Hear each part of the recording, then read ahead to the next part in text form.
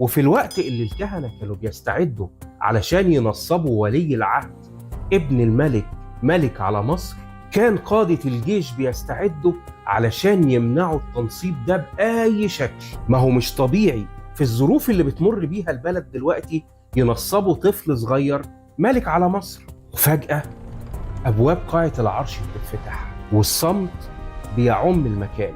الكهنة والقادة بيبصوا بذهول. اللي داخل عليهم من باب القاعة مش ولي العهد الطفل، اللي خارج عليهم شخص بالغ كبير لابس التاج المزدوج، ماسك صولجان الحكم وعلى راسه التاج الملكي، وبيعلن نفسه الملك الجديد للبلاد.